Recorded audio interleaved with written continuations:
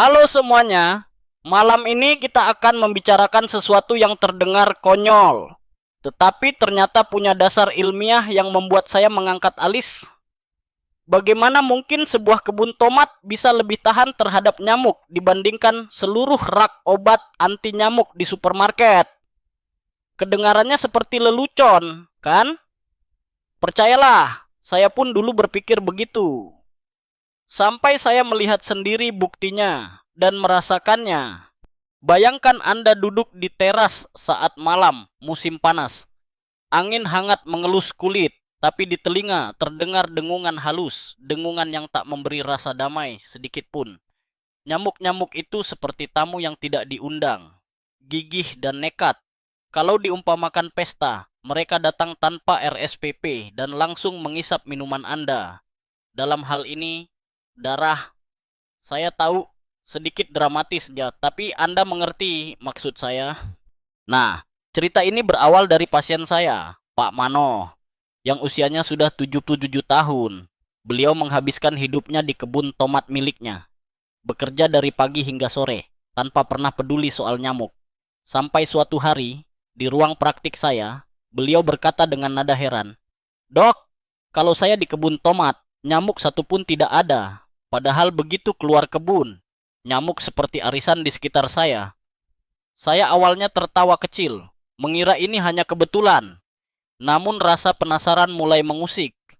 Sebagai orang yang selalu percaya bahwa di balik hal aneh pasti ada penjelasan, saya pulang dan mulai menjelajah dunia penelitian daring dengan secangkir kopi yang lebih kuat dari niat menyelesaikan pekerjaan administrasi.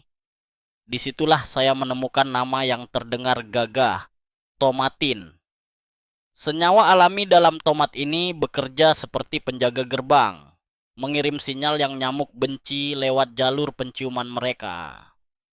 Menurut literatur ilmiah, aroma atau molekul ini merangsang sistem saraf nyamuk hingga mereka memilih pergi. Seolah-olah bau itu berkata, "Di sini tidak aman untukmu." Dan kabar baiknya, bagi manusia senyawa ini ramah, bahkan memberi bonus antioksidan untuk tubuh kita. Lucunya, saya jadi ingat perdebatan di kalangan ilmuwan. Apakah semua varietas tomat memiliki kekuatan yang sama? Atau varietas kecil, seperti tomat ceri, memiliki kadar tomatin lebih tinggi? Hingga kini, itu masih memancing diskusi hangat dalam jurnal pertanian. Saya pribadi memihak kelompok tim tomat mungil, karena pengalaman empiris nanti yang akan saya ceritakan. Tentu saja, sebagai dokter yang sedikit gemar bereksperimen, saya tak mau hanya percaya pada teori. Sore itu juga, saya ambil sebuah tomat merah segar di dapur. Saya belah jadi dua, memeras sarinya dan hanya mengoleskannya pada tangan kanan. Kenapa tangan kanan? Ya, kalau saya oles di keduanya, bagaimana saya tahu bedanya? Lalu, dengan wajah serius bak ilmuwan di laboratorium, saya duduk di kursi halaman rumah dan menunggu. Malam mulai larut, udara makin lembab, situasi favorit nyamuk untuk berpesta. Anda tahu apa yang terjadi? Seakan ada garis tak kasat mata membelah tubuh saya. Tangan kiri yang kosong menjadi korban incaran. Nyamuk berdengung dan hinggap tanpa malu. Tangan kanan aman. Kapan lagi bisa melihat eksperimen dengan kontrol alami seperti ini di tengah pekarangan sendiri? Saya bahkan sempat terpingkal sendiri membayangkan nyamuk berdebat. "Hei, kenapa yang itu baunya aneh?" Sebagai tambahan bumbu cerita, saya teringat nasihat seorang nenek tetangga saya dulu. Beliau bilang, "Nak, tanaman punya cara sendiri melindungi dirinya. Kita tinggal ikut caranya." Waktu kecil, saya menganggap itu omong kosong ala dongeng. Sekarang, saya mulai percaya bahwa kebijaksanaan usia tua kadang mendahului publikasi ilmiah. Keesokan harinya saya iseng memberitahu teman lama, seorang nenek berusia 80-an yang sering mengeluh tentang nyamuk malam. Saya sarankan meletakkan setengah tomat di piring kecil di samping bantalnya. Awalnya ia tertawa. "Kamu bercanda, ya?" Tapi ia menuruti demi eksperimen. Besoknya ia menelepon. Suaranya riang seperti anak dapat permen. Tidak ada nyamuk semalam. Sudah lama sekali saya bisa tidur tenang. Sambil tertawa, saya berpikir, kalau saja perusahaan pembasmi nyamuk tahu cerita ini, mungkin akan ada iklan di TV dengan slogan, "Sekarang dengan ekstrak tomatin." Ya, mungkin suatu hari nanti. Saya tahu sebagian orang skeptis, dan itu wajar. Dunia sains justru tumbuh subur karena skeptisisme. Tapi terkadang alam punya cara yang lebih elegan dan aman ketimbang semua bahan kimia dengan nama yang panjangnya cukup untuk membuat lidah tersandung. Dan itulah awal mula saya menyadari bahwa musim panas tak harus identik dengan krim racun atau semprotan beraroma mentol kimiawi. Terkadang jawabannya ada di kebun atau dapur. Hanya saja kita terlalu sibuk untuk memperhatikannya. Sekarang, matikan lampu, mungkin nyalakan kipas untuk suara lembut. Dan mari kita masuk lebih dalam lagi ke kisah ini. Karena ini baru permulaan dari serangkaian trik musim panas yang akan membuat Anda melihat sayur dan bumbu dapur dengan cara yang sama sekali baru. Setelah pengalaman garis ajaib di antara kedua tangan itu, saya tak bisa berhenti memikirkan betapa lucunya kalau kita bisa memanfaatkan temuan ini tanpa harus berjibaku di kebun setiap hari. Jadi, saya memutuskan untuk melanjutkan uji coba versi rumahan yang lebih masuk akal. Tetap duduk tenang, tapi kali ini menyertakan penonton alias keluarga saya. Mereka awalnya tak tahu eksperimen apa yang akan saya lakukan. Hanya melihat saya membawa setengah tomat dan mangkuk kecil. Anak bungsu saya sempat nyeletuk. "Ayah mau makan salad tengah malam?" Saya memeras sari tomat yang sama seperti sebelumnya, tapi kali ini mengoleskan pada beberapa titik strategis, pergelangan tangan, pergelangan kaki, dan bagian belakang leher. Ini adalah titik-titik jalan tol nyamuk mendarat. Mereka suka kulit tipis yang pembuluh darahnya terlihat jelas, seolah sedang memesan minuman favorit dari menu. Saya duduk lagi di halaman, sambil mengamati suasana sekitar. Keluarga saya yang menonton mulai bertaruh kecil-kecilan, bukan uang, tapi janji mencuci piring. Apakah nyamuk akan mampir atau tidak? Dalam waktu kurang dari 10 menit, mereka mulai bersorak karena mereka melihat perbedaannya. Nyamuk berkumpul di kursi tetangga yang kosong, bahkan mencoba menyerang lengan anggota keluarga saya yang tidak diolesi, tetapi menghindari saya. Saya merasa seperti memiliki perisai tak terlihat. Dan jujur, ini cukup memberikan sensasi kekuatan super yang menyenangkan.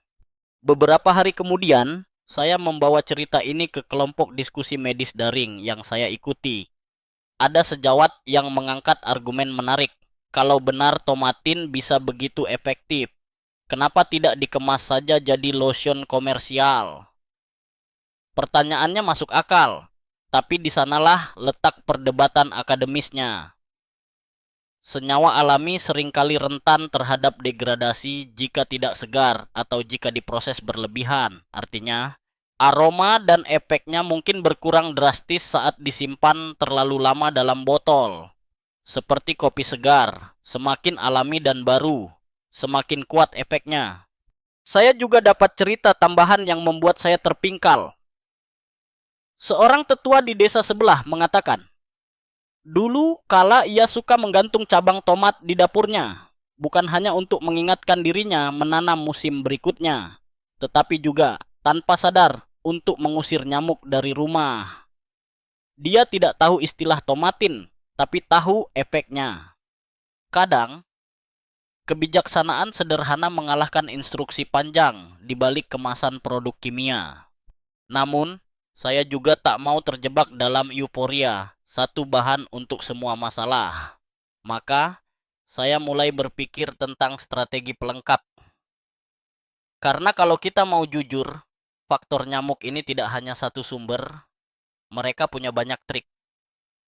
Disitulah saya mulai mengingat cerita lain yang dulu sempat terasa remeh, tentang bawang, ya, bawang biasa Tapi sebelum kita pindah ke bawang, ada satu momen penting yang perlu saya ceritakan. Suatu malam, setelah eksperimen tomat sukses besar, saya iseng menyarankan pada nenek saya sendiri untuk mencoba. Beliau tidak lagi sering keluar rumah, tetapi suka duduk di serambi menikmati udara sore. Setelah mencoba mengoles sedikit sari tomat di tangan dan kaki, beliau tersenyum pada saya dan berkata, "Nak, nyamuk ini pintar, tapi alam itu lebih pintar." Kalimat sederhana tapi langsung menancap. Disitulah saya sadar, mungkin kita sudah terbiasa berpikir bahwa jika masalah itu modern, solusinya harus canggih. Padahal, seringkali jawabannya sudah ada sebelum kita lahir. Dan saya tentu saja ingin terus menggali senjata dapur lainnya, demi menambah lapisan perlindungan. Dengan rasa ingin tahu yang makin membara, saya pun membuka catatan kecil tempat saya menulis segala macam rumor dan resep pengusir nyamuk dari pasien dan tetangga. Halaman berikutnya, bawang. Saya tersenyum dan mulai menyiapkan bab baru dalam eksperimen ini. Sekali lagi saya teringat ketika musim panen tomat tiba, nyamuk benar-benar jarang terlihat di area kebun.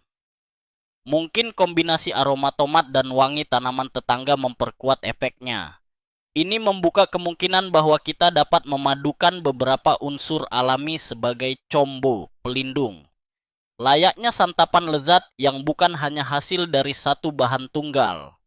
Di sini saya rasa senyum saya makin lebar. Kalau tomat bisa, lalu apa kabar dengan bawang yang aromanya jauh lebih kuat? Bagaimana jika keduanya bekerja seperti sepasang satpam yang berdiri di dua pintu berbeda? Tetapi tujuannya sama, melarang makhluk bersayap itu masuk. Saya menyimpan ide ini sambil mulai merencanakan percobaan berikutnya, yang kali ini melibatkan bawang, selongsong kaos kaki, dan sedikit akrobat di balkon rumah.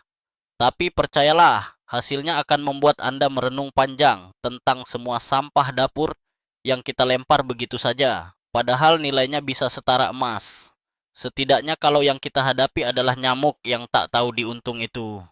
Cerita ini berlanjut dengan satu bahan dapur yang sering kita remehkan. Bawang, ya, bawang yang biasanya hanya kita tangisi saat memotongnya.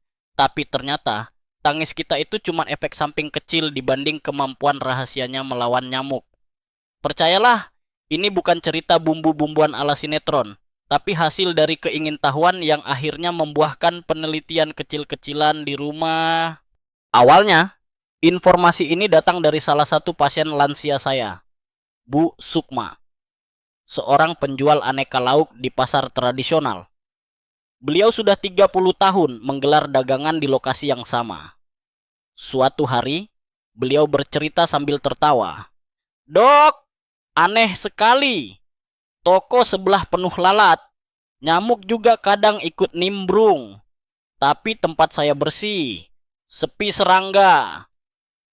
Naluri detektif, saya langsung menyala. Saya tanya, "Ada trik khusus, Bu?"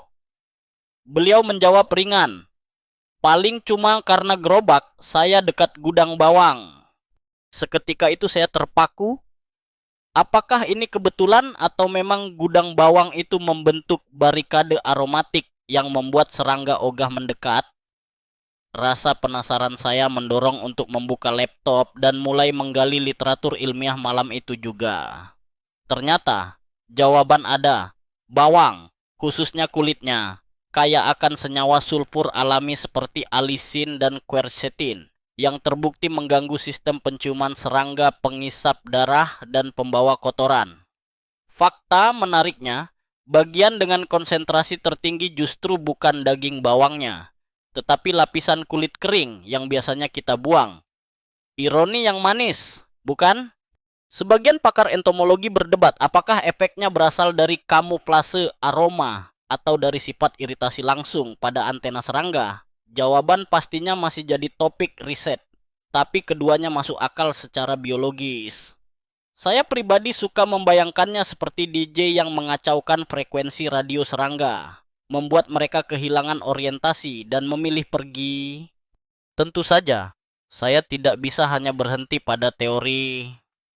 Dalam satu sore yang terbilang malas, saya mulai memungut kulit bawang yang biasanya tergeletak di papan potong, memasukkannya ke dalam kaus kaki bekas yang tentu saja sudah dicuci. Jangan khawatir. Lalu mengikat ujungnya. Hasilnya adalah sebuah kantong bau alami yang siap digantung di balkon. Proses ini membawa saya pada sebuah momen lucu.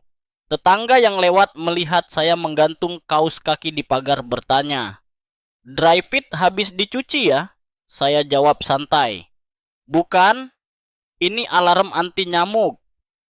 Ekspresi wajahnya tak ternilai, campuran bingung dan kagum. Dan lihatlah hasilnya.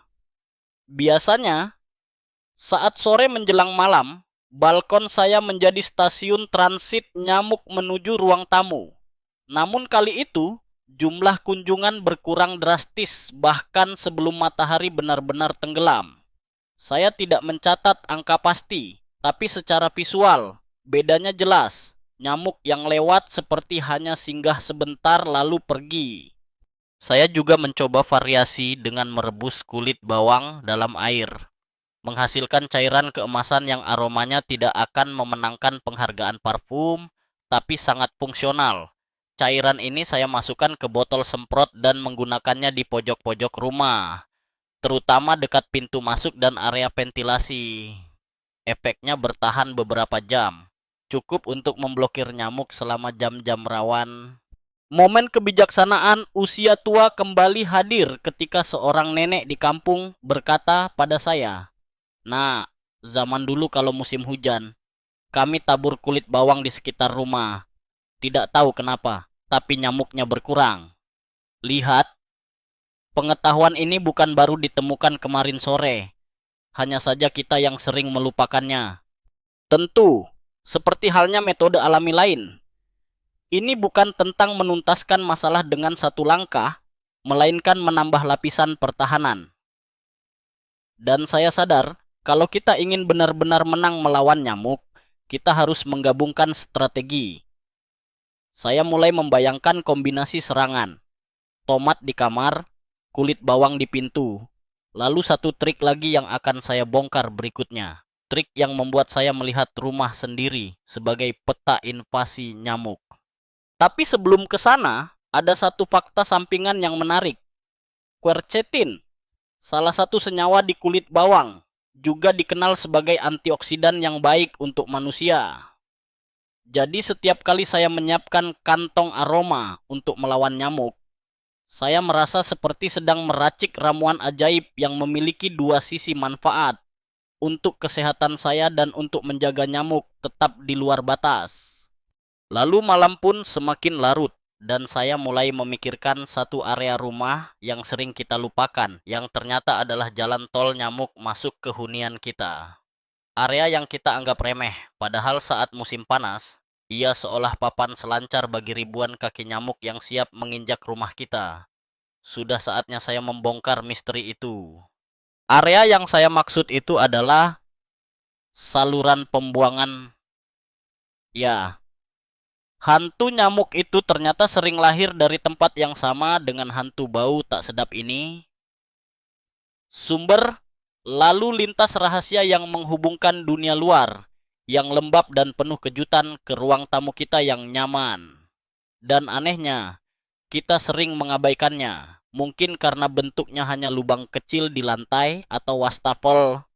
Kisah kesadaran ini bermula dari Pak Darto, pasien saya yang sudah 74 tahun, yang suatu hari datang dengan wajah lelah dan berkata, "Dok, ini mustahil. Saya sudah ganti kelambu, pasang obat nyamuk, bahkan beli lampu ultraviolet. Tapi nyamuk tetap bermalam di rumah saya." Saya penasaran, lalu bertanya, "Pak, pernah periksa saluran pembuangan?"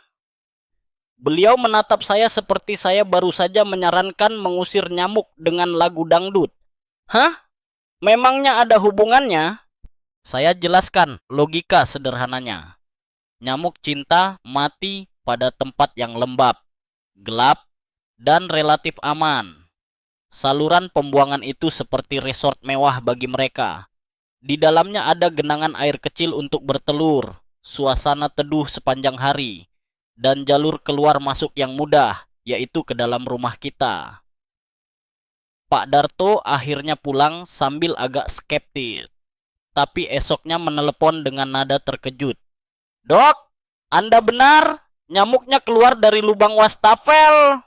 Dari situ, muncullah ide bahwa kita perlu tindakan pertahanan yang mudah dan murah. Dan jawabannya ternyata ada di dapur. Lagi, bahan rahasia kali ini adalah garam kasar. Anda tahu garam untuk membuat ikan asin atau garam yang dipakai saat membuat kimchi atau mengawetkan ikan? Bentuknya kristal besar. Permukaannya lebih tajam dibanding garam meja. Garam ini punya dua keunggulan sekaligus, menyerap kelembapan secara agresif dan bersifat tidak ramah terhadap kehidupan mikroba, larva, dan teman-temannya. Suatu sore, saya ambil segenggam dan menaburkannya langsung ke semua lubang pembuangan di kamar mandi, dapur, bahkan lubang kecil di balkon. Tidak ada tarian dramatis atau percikan sinar biru seperti di film fiksi ilmiah. Tapi keesokan harinya, saya perhatikan satu hal. Nyamuk seperti kehilangan salah satu jalur utamanya. Intensitas serangan malam menurun drastis. Disinilah masuk satu studi pinggiran yang pernah saya baca. Kadar garam yang tinggi dapat menyebabkan stres osmotik pada larva serangga air. Dalam bahasa manusia, itu artinya cairan tubuh mereka menjadi kacau balau, dan mereka tak mampu bertahan. Apalagi kalau garam bercampur dengan sisa air kotor di saluran. Efeknya seperti disinfektan alami. Tentu saja, ada satu kebijaksanaan dari orang tua yang tak bisa saya lewatkan di sini. Lubang kecil kalau dibiarkan akan jadi jalan ular. Dalam konteks ini, lubang kecil adalah saluran pembuangan yang longgar tutupnya. Jadi, saya mulai meneliti penutup saluran di rumah saya. Ternyata beberapa tutup benar-benar tidak rapat. Saya membelinya pengganti di toko perlengkapan rumah. Murah, kokoh, dan memberi ketenangan batin. Untuk sedikit eksperimen tambahan, karena saya memang tidak bisa tinggal diam, saya menaburkan bubuk kayu manis bersama garam di saluran tertentu. Kayu manis mengandung cinnamaldehyde, senyawa yang aromanya menusuk hidung serangga. Kombinasi keduanya berhasil menambah efek tolak serangga, selain peran pengeringan dari garam. Lalu, sisi anehnya, saat saya menceritakan ini di pertemuan warga, beberapa orang langsung mencoba di rumah masing-masing.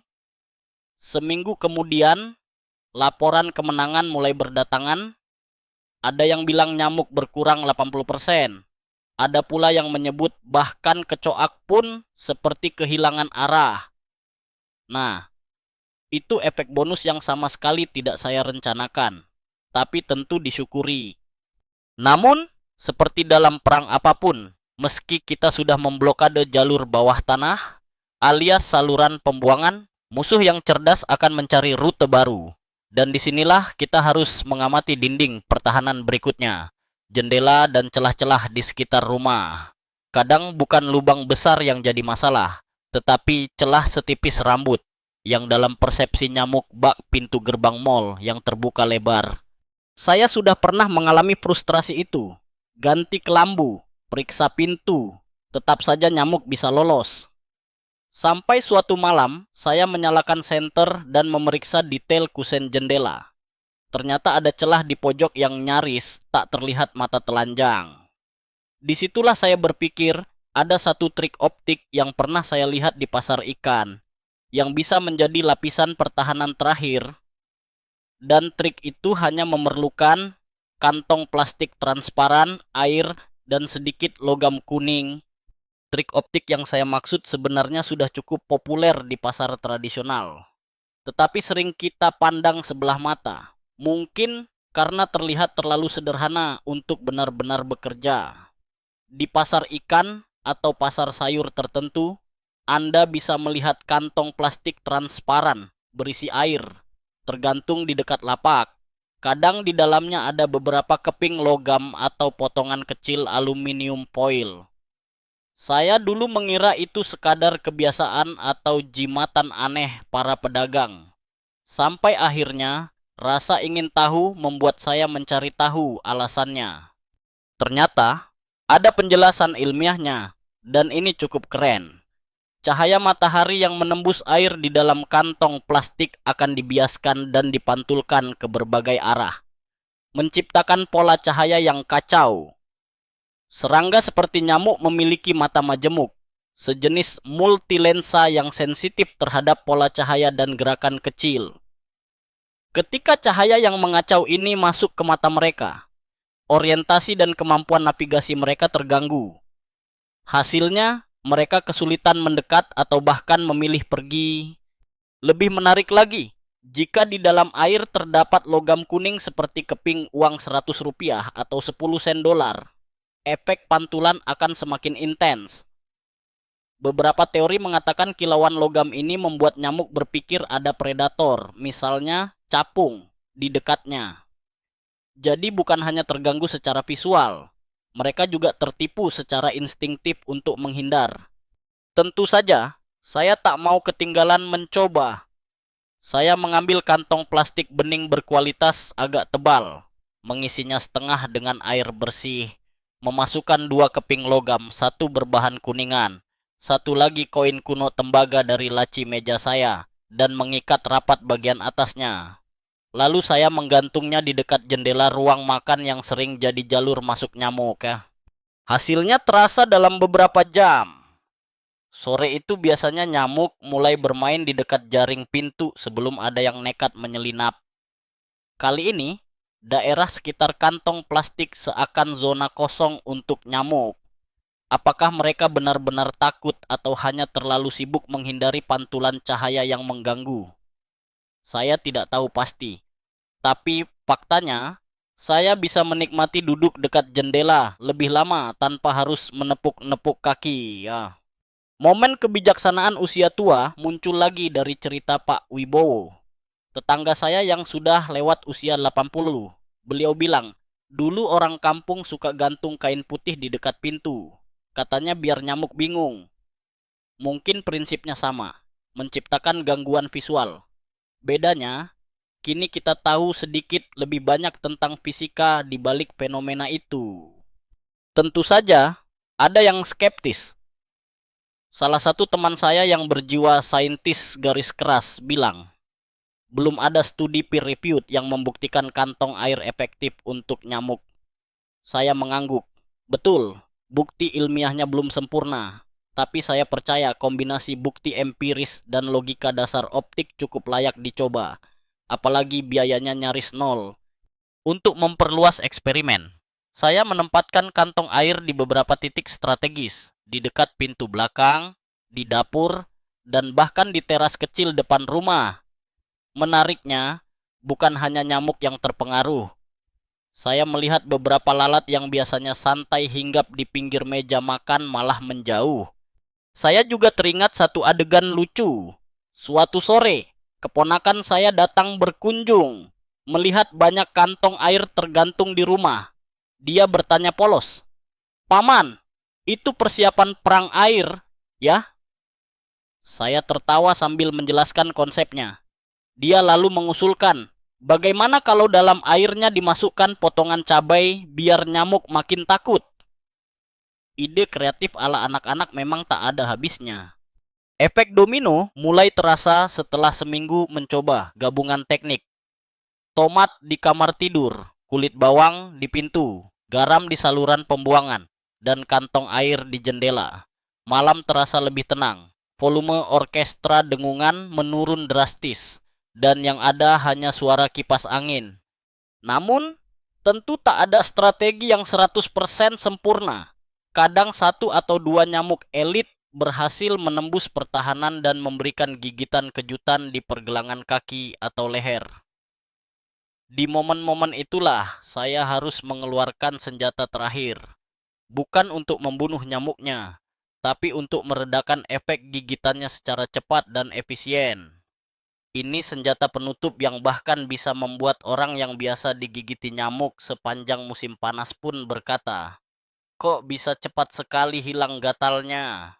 Kalau ada gelar untuk spesialis pereda gatal tercepat, saya mungkin akan mendaftarkan diri setelah menemukan kombinasi dua trik ini. Ceritanya, suatu malam yang cukup membahagiakan karena nyamuk nyaris tak terlihat. Tiba-tiba seekor nekat menyelinap entah dari mana dan mendarat di pergelangan kaki saya.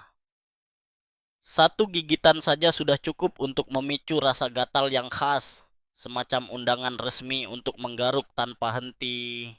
Alih-alih refleks menggaruk, saya teringat percakapan dengan Bu Tatik, salah satu pasien senior saya yang berusia 78 tahun. Beberapa minggu lalu ia mengeluh, "Dok, gigitan nyamuk itu seperti utang. Semakin dicicil digaruk, semakin panjang rasa gatalnya." Saya tertawa waktu itu, tapi analoginya tepat sekali. Maka malam itu saya memutuskan untuk melunasi utang ini tanpa cicilan, alias memutus rasa gatal dalam hitungan detik saja. Langkah pertama, mengalahkan si biang kerok dengan prinsip kimia sederhana, yaitu netralisasi asam basa.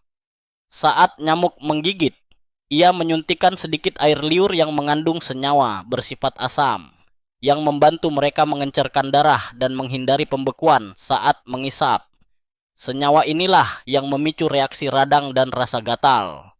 Nah, sabun batang biasa memiliki sifat basa ringan. Saya pergi ke wastafel, membasahi sabun dan menggosokkannya hingga berbusa menumesan mai, lalu mengoleskan busanya di area gigitan.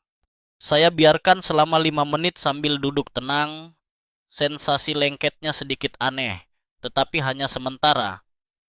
Setelah dibilas, rasa gatal berkurang drastis, ibarat tombol mute pada remote TV nyamuk. Langkah kedua menyasar sumber lain rasa gatal, histamin. Ini adalah zat yang diproduksi tubuh sebagai bagian dari respon imun, menyebabkan pembuluh darah melebar dan kulit meradang. Dalam bahasa awam, histamin itu penyulut pesta gatal di lokasi gigitan. Satu fakta yang menyenangkan untuk disimpan di kotak peralatan anti gatal Anda. Histamin mulai terurai pada suhu sekitar 50 derajat Celcius. Jadi, saya memanaskan sendok logam dengan air panas. Tidak sampai mendidih. Tentu saja, kita tidak mau membuat luka bakar dan menempelkannya dengan lembut di area gigitan selama beberapa detik. Panasnya menyenangkan, hampir seperti kompres hangat di punggung saat cuaca dingin. Sensasi gatal pun mereda sepenuhnya. Bagi yang lebih suka teknologi, pengering rambut juga bisa digunakan. Atur ke mode udara hangat, pegang sekitar 20-21 cm dari kulit, dan arahkan ke titik gigitan selama 1-2 menit. Peringatan saja, jangan terlalu dekat atau terlalu panas, karena tujuan kita membongkar histamin, bukan memanggang kulit. Beberapa orang mungkin bertanya, kenapa tidak es saja? Nah, es bekerja dengan cara berbeda, membius sementara ujung saraf sehingga sinyal gatal tidak sampai ke otak. Efektif sih, tapi biasanya efeknya berhenti begitu kulit kembali hangat. Karena itu, saya lebih suka metode 2 langkah sabun plus panas yang efeknya lebih tahan lama. Dalam sebuah kesempatan lucu, saya pernah mempraktikkan ini di hadapan teman yang kebetulan mengeluh digigit nyamuk saat kita makan malam di teras. Ia melihat saya mengoles busa sabun dan lalu memanaskan sendok. Ekspresinya campur antara bingung dan ingin tahu. Setelah mencobanya, ia berseru, "Wah, ini kayak cheat code di game, langsung hilang." Sejak itu ia sering bercanda memanggil saya dokter penghilang gatal instan. Kebijaksanaan usia tua juga masuk di sini. Kali ini dari mendiang kakek saya. Kalau masalah kecil bisa diatasi dalam 10 menit, jangan tunggu 10 jam. Filosofi ini sebenarnya berlaku dalam banyak aspek kehidupan, dan ternyata cocok untuk urusan gigitan nyamuk ya. Namun saya tetap menekankan satu hal kepada semua orang. Jika gigitan nyamuk memicu bengkak luar biasa besar, ruam di seluruh tubuh, atau kesulitan bernapas, itu bukan lagi sekadar drama musim panas, melainkan potensi reaksi alergi serius alias anafilaksis. Dalam situasi itu, buang jauh-jauh eksperimen rumah dan segera meluncur ke instalasi gawat darurat. Dengan demikian, lengkaplah arsenal kita, dari tomat, bawang, garam, kantong air, hingga trik pereda gigitan. Masing-masing punya tempatnya dalam strategi pertahanan. Dan yang lebih penting, semuanya bisa dilakukan tanpa bahan kimia industri yang keras terhadap tubuh. Saya sering bilang pada pasien dan sekarang juga pada Anda, bahwa kita mungkin tidak bisa mengendalikan perilaku nyamuk, tetapi kita bisa sepenuhnya mengendalikan medan pertempuran ini. Kombinasi pertahanan berlapis ini bukan cuma membuat malam Anda bebas dengungan, tetapi juga memberi perasaan damai karena tahu bahwa rumah Anda kini punya sistem keamanan alami yang bahkan teknologi canggih pun kadang kalah. Itulah Kepler versi dapur, perlindungan tanpa residu, tanpa polusi, dan sejujurnya sedikit lebih menyenangkan dipraktikkan bersama keluarga. Jika Anda sudah mengikuti perjalanan saya dari awal, kita sudah berbicara tentang 5 lapis pertahanan lengkap melawan nyamuk. Mulai dari kekuatan tomatin pada tomat, aroma pengusir serangga dari kulit bawang, serangan osmotik garam pada saluran pembuangan, gangguan visual kantong air, sampai trik kilat menghilangkan gatal bekas gigitan. Semuanya bisa dilakukan dengan biaya minim, bahan alami, dan sedikit kreativitas. Kini, ada saatnya kita merangkumnya menjadi satu kunci musim panas yang sehat dan damai. Bukan sekadar daftar tips, tetapi sebuah pola pikir bahwa masalah modern sering kali punya solusi sederhana yang nyaris gratis. Asalkan kita mau memperhatikan alam dan kebiasaan lama yang hampir terlupakan. Mari saya ceritakan dulu satu kisah penutup beberapa minggu setelah saya menjalankan kombinasi semua teknik ini di rumah. Seorang teman lama berkunjung. Ia dikenal sebagai korban favorit nyamuk di setiap acara piknik. Biasanya dalam 30 menit saja, ia sudah meneplok lengan dan kaki berkali-kali. Malam itu, kami duduk di teras, menikmati teh dingin dan suara jangkrik. Setelah 1 jam, ia tersadar. Loh, kok belum ada yang gigit saya ya? Saya hanya tersenyum dan menunjuk ke tomat di meja, kantong air di jendela, serta kantong kulit bawang di sudut teras. Selamat datang di rumah bintang 5 untuk manusia, bukan nyamuk. Kadang kemenangan melawan gangguan kecil seperti nyamuk membawa perasaan puas yang tidak proporsional besarnya. Ada sensasi mengendus sedikit keseimbangan kembali antara manusia dan alam. Kita tidak perlu membunuh segalanya dengan bahan kimia. Cukup mengatur kondisi sehingga mereka memilih menjauh. Dan ini, bagi saya, adalah pelajaran besar tentang hubungan kita dengan makhluk lain. Tidak selalu harus perang habis-habisan. Kadang cukup dengan diplomasi berbasis sains. Dalam bahasa kebijaksanaan orang tua di kampung saya, kalau tidak suka tamumu, buatlah rumahmu tidak nyaman untuknya. Semua teknik ini hanyalah cara membuat kursi di rumah. Kita terasa keras dan tidak menarik bagi nyamuk, tanpa mengganggu kenyamanan kita sendiri. Dari sisi akademis, saya tetap mengakui bahwa beberapa metode ini masih memerlukan penelitian lebih mendalam untuk mengukur efektivitasnya secara kuantitatif. Tapi bukti empiris dari saya, pasien-pasien saya, dan puluhan testimoni sudah cukup meyakinkan untuk dijadikan panduan harian. Bahkan, saya membayangkan akan sangat menyenangkan jika ada penelitian lintas disiplin yang menggabungkan agronomi, entomologi, dan ilmu bahan untuk menyempurnakan metode-metode ini menjadi sistem terpadu ramah lingkungan. Hal lain yang membuat teknik ini menarik adalah sifatnya yang ramah bagi anak dan hewan peliharaan. Semua bahan yang saya gunakan tomat segar, kulit bawang, garam, bahkan kantong plastik berisi air. tidak menimbulkan risiko besar jika disentuh anak-anak. Berbeda dengan semprotan atau lotion anti nyamuk berbahan kimia keras. Saya bisa membiarkan keponakan saya bermain di halaman tanpa rasa khawatir. Sementara pertahanan pasif bekerja di latar. Saya juga mulai membayangkan kalau teknik ini diterapkan secara komunitas. Misalnya, satu RT kompak menaruh kantong air di semua jendela dan menyebar kantong kulit bawang di seluruh jalan. Efek kolektifnya mungkin luar biasa. Jumlah nyamuk di daerah tersebut bisa turun drastis tanpa sekaleng pun insektisida. Bukankah itu ide yang cukup revolusioner untuk memulai gerakan musim panas alami? Menariknya, metode-metode ini juga membuat saya lebih menghargai apa yang ada di dapur dan kebun. Dulu, kulit bawang hanya sampah basah. Sekarang saya memandangnya seperti perlengkapan bertahan hidup mini. Tomat yang terlalu matang tak lagi saya buang, melainkan saya potong dan taruh di piring sebagai penjaga malam. Bahkan, garam kasar di rak paling bawah kini terlihat seperti senjata rahasia. Akhirnya, saya ingin menutup cerita panjang ini dengan sebuah ajakan. Jika selama ini musim panas Anda diisi dengan dengungan nyamuk, botol semprotan, dan gel anti gatal, cobalah menggantinya dengan satu atau dua teknik sederhana di atas. Rasakan sendiri bedanya. Bagikan pengalaman itu dengan orang dekat Anda, begwau. Dengan begitu, pelajaran ini tidak berhenti di sini, tetapi menyebar seperti pola pantulan cahaya dari kantong air, membingungkan nyamuk, namun menerangi orang lain.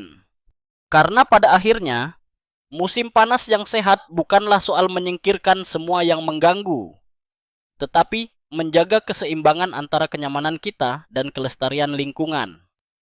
Jika kita bisa bebas gigitan nyamuk sambil tetap menjaga udara bersih dan bumi sehat, bukankah itu kemenangan yang sesungguhnya? Musim panas sering menjadi musim perang melawan dengungan nyamuk. Namun, alih-alih mengandalkan bahan kimia, kita bisa membangun pertahanan berlapis menggunakan bahan alami dan kebijaksanaan lama.